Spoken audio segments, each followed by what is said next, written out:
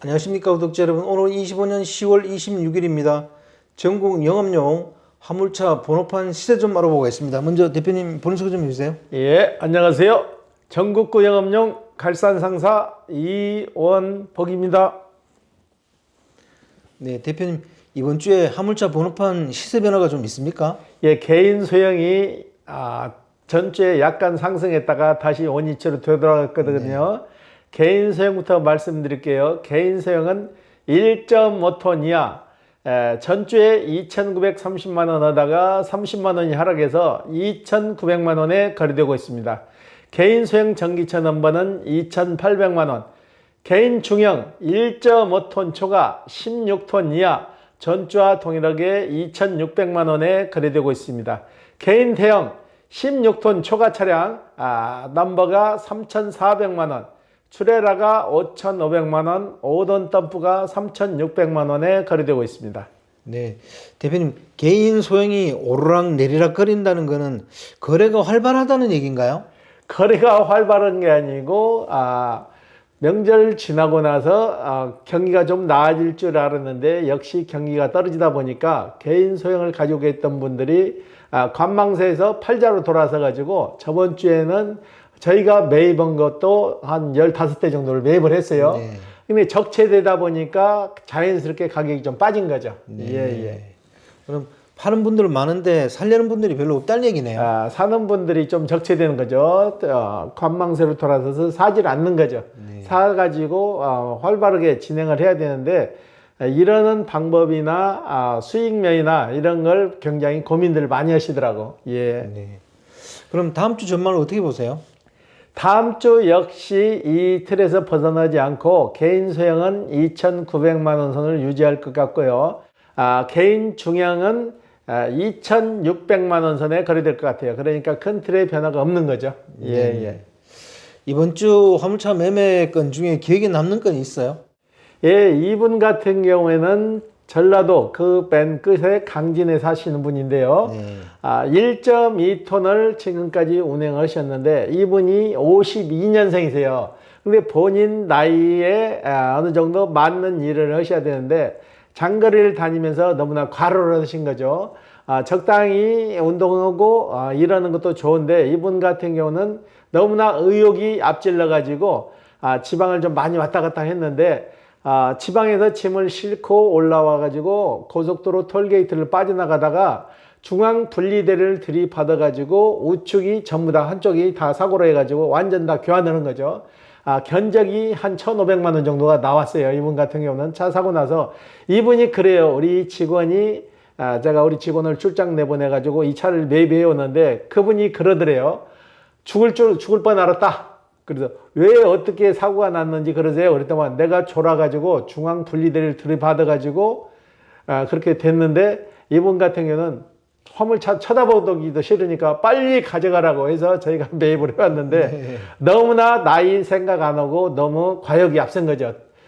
적당히 쉬어가면서 일을 해야 되는데 쉼새 없이 너무나 지방 장거리를 왔다 갔다 하니까 그 피로가 누적되니까 그 사고로 이어진 거죠. 그래서 고령자분 화물차 하시는 분들도 돈벌이도 좋지만은 어느 정도 쉬어가면서 일을 해야 된다는 얘기죠. 젊은 층들은 그래도 자고 나면은 피로가 좀 어느 정도 말소가 되는데 나이가 드실수록 피로감이 바로 회복이 안 되잖아요. 그러다 보니까 그게 누적되면 사고의 원인이 된다는 얘기죠. 그러니까 돈벌이도 좋지만은 쉬어가면서 일해야 되고 어느 정도 본인 체력도 잘 챙겨야 된다는 얘기죠. 너무나 무리하게 이러게 되면은 이런 사례가 나타난다고요. 예. 그분은 뭐 신차로 일을 시작하신 건가요? 2024년식 1.2톤 그것도 적재함 길이가 긴 표준캡으로 짐을 많이 싣고 다니려고 표준캡으로 하셨는데 결과적으로 이분 같은 경우는 10번 자르다 한 번 사고 나서 한 번에 이제 손을 드시는 거잖아요. 본인 입으로도 그러잖아요. 죽을 뻔 알았다. 그렇기 때문에 피로가 누적되면 아무리 나이 드신 분이나 젊은 분이나 피로가 누적되면은 사고 날 수밖에 없는 거예요. 그러니까 어느 정도 쉬면서 일을 하셔야 된다는 얘기죠. 예. 그러면 그분은 화물 일을 얼마나 하신 거예요? 화물일은 이분도 한 십몇 년 동안 했나 봐요. 잘 해오시다가 너무나 이제 나이도 고령으로 접어들면서 본인 젊었을 때 이러던 생각만 하고 너무나 무리하신 거죠. 네. 네, 대표님, 오늘은 화물차 미터기 장착 의무화 법안의 국회 공민동의 청원 진행 경과에 대해서 인터뷰를 진행해 보려고 합니다. 대표님, 현재 국민동의 청원 현재 진행 상황은 어떤가요? 네, 처음에 출발은 굉장히 좋았거든요. 네. 2025년 10월 15일 날 저희가 국민청원을 메일 보내서 접수를 했는데 2일 만에 100명이 완료가 됐어요. 100명이 충족이 돼야 본 동의로 넘어가서 5만 명 동의가 되는데 2일 만에 100명이 완료돼 가지고 본 동의로 10월 24일 날부터 11월 23일 날까지 한 달간 5만 명 동의에 들어갔는데 현재 147명밖에 동의를 안 해줘 가지고 전에 청원했을 때보다 굉장히 동의가 좀 덜 되는 거죠. 이런 상태로 가서는 5만 명 동의가 굉장히 어려울 것 같아요. 시작부터 너무나 협조들을 안 해주셔가지고 저희가 지금 다시 말씀드리는데 화물차 미터기 장착 의무화법 저희 영상 하단에 더보기란에 링크를 걸어놨으니까 동의하기 편하게 해놨으니까 여러분의 동의만이 이 화물차 미터기 장착 의무화법이 실행될 수 있습니다. 그러니까 빨리빨리들 전파 좀 해주시고 여러분의 생존권을 여러분이 지켜야 되는 거지 제가 해드릴 수 있는 선은 어느 정도 한계점이 있기 때문에 여러분 스스로의 권리를 찾아야 됩니다. 예. 주변 지인이나 가족들한테 좀 링크를 보내가지고 동의할 수 있도록 그렇게 해야 될 것 같아요. 그렇죠.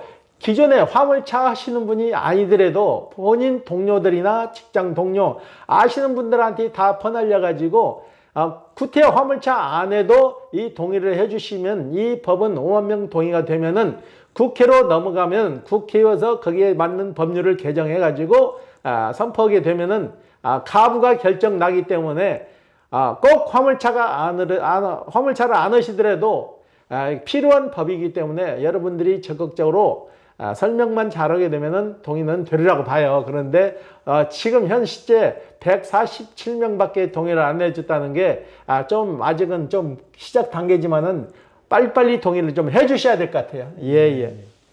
그러면 대표님께서 청원 과정에서 어려웠던 점이나 아쉬운 점은 뭐예요?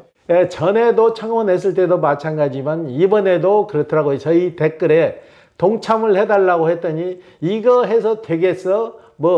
내비게이션을 달면 내비게이션으로 하면 되지. 시작부터 초를 치는 분들이 좀 있더라고요. 시작해서 되는 게 아니고 무조건 해봐야 되는 거 아니에요. 해봐가지고 더 좋은 방향으로 끌고 나가야 되는데 시작부터 이거 해서 되겠어는 쪽으로 댓글을 달면 시작부터 맥이 빠지잖아요. 시작도 안 해보고 될지 안 될지는 어떻게 아냐고 이분 같은 경우에는 그런 댓글 달지 마시고 적극적으로 좀 동참을 좀 해줬으면 쓰겠어요. 되든 안 되든 뭔가 시작을 했으면 끝장을 봐야 되는데 시작도 전에 이런 식으로 초치지 말고 협조를 좀 적극적으로 부탁드립니다. 예. 이번 법안 청원에 대해 반대 의견이나 우려의 목소리는 어떤 게 있던가요? 지금 제가 말씀드렸잖아요. 이거 해서 되겠어.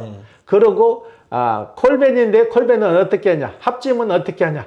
매다기를 하면 다 보완점이 나오는데 너무나 단순하게 보는 것 같아요. 매다기 기능을. 미터기라는 것은 우리가 쓰는 휴대폰 마냥 수많은 기능이 들어가 있는데 그 기능을 활용하면 되는데 너무나 그 미터기에 대해서 정확히 모르니까 추상적으로 얘기를 하시는 것 같아요.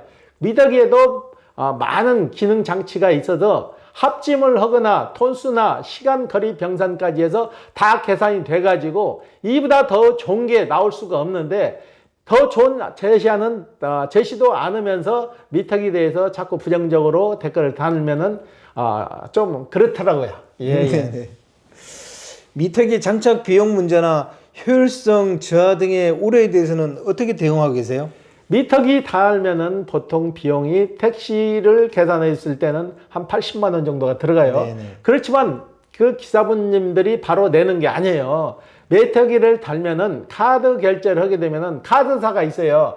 카드사에서 일정 금액의 수수료를 받아가기 때문에 약정 기간만 설정해 주면 돼요. 5년이면 5년 동안 미터기만 설치해서 그 미터기를 사용해 주면은 미터기 값은 내지 않아도 됩니다. 택시도 역시 마찬가지로 사용 기간을 설정해갖고 그 기간만 사용해주면은 미터기 값은 제로예요. 그렇기 때문에 거기에 대한 비용은 생각하지 않으셔도 돼요. 그런데 너무나 앞질러 가서 미터기 값은 그 금액까지도 생각하시는 분들이 좀 있는 것 같아요. 그거는 미터기 값은 생각 안 해도 됩니다. 예. 어떤 분들은 미터기 달고 사용 안 하면 어떡하냐 그런 것도 얘기를 하시더라고요. 근데 그거는 의무화법이니까 무조건 사용하도록 의무화를 시키는 법이잖아요. 그죠? 그러니까 그런 문제는 금방 해결될 것 같아요. 그러면 지금 택시 움직이는 차량 미터기 달고 사용 안 하는 법 있나요? 다 미터기 달고 눌러서 요금 책정해서 가잖아요. 그러니까 그런 걱정은 안 하셔도 돼요. 설령 내가 차 운행이 적어가지고 미터기 사용을 좀 적게 해도 법적으로 문제되지 않고 어느 정도 다 보완이 되니까 너무 걱정 안 하셔도 될 것 같아요. 예. 현재 화물 운송 시장에서 미터기 부재로 인한 가장 큰 문제점은 무엇이라고 생각하세요? 정확한 요금을 못 받는다는 거. 내가 이러고도 내가 거리 이동한 거리만큼 시간 거리 병산해서 무게만큼 싣고 가서 어느 정도 돈을 받아야 되는데 그게 제대로 이루어지지 않는다는 거. 목적지에 도착해서도 누군가 돈 줄 주체를 못 잡아 주체가 나타나지 않으면은 돈도 못 받고 끌려간다는 거. 그러나 미터기 달면은 돈 받을 사람이나 줄 사람이나 그 주체가 명확하게 드러나기 때문에 미불이라는 건 있을 수가 없는 거죠. 그리고 주선사에서 일방적으로 얼마짜리 그 금액을 해서 내보낼 수 없고 거리대로 가니까 주선사가 구태여 필요가 없는 거죠. 일반 주선 업체에서도 얼마든지 그 금액을 떼가지고 수수료만 받아야 되지 금액 가지고는 자지우지를 못하는 거죠. 이 주선사에서 일을 주면은 10만원짜리 일을 주건 20만원짜리 일을 주건 그런 식으로 일 주는 게 아니고 지금은 메타기로 해가지고 움직이기 때문에 메타기 요금으로 해서 시외로 벗어나가면 시외 요금이 있고 장거리 가면은 장거리 나름대로 그 요금 계산법이 있기 때문에 주선사에도 거기까지는 손을 못 대는 거죠. 그렇기 때문에 기사들한테 그만큼 이익금이 더 돌아갈 수 있는 거죠. 예. 마지막으로 이 법안에 대해 국민들의 관심과 지지를 호소하는 메시지가 있다면 한 말씀 부탁드립니다. 화물차에 처음부터 메타기가 없던 게 아니에요. 콜밴들이 그 메타기를 달고 불법적으로 영업을 해서 정부에서 이걸 막아놓은 거지 화물차까지 구태여 그런 불필요한 피해를 받을 필요가 없다는 얘기죠. 정상적으로 법을 개정을 해서 메타기 달고 메타기대로 일해가지고 내가 이런 부분에 대해서 정당하게 보상받을 수 있는 이 법, 미터기 설치 장착 의무화법이 통과돼서 이 메터기가 장착돼야만이 여러분의 권리나 여러분의 이익을 되찾을 수 있는 거죠. 예. 오늘 인터뷰 감사드립니다. 예.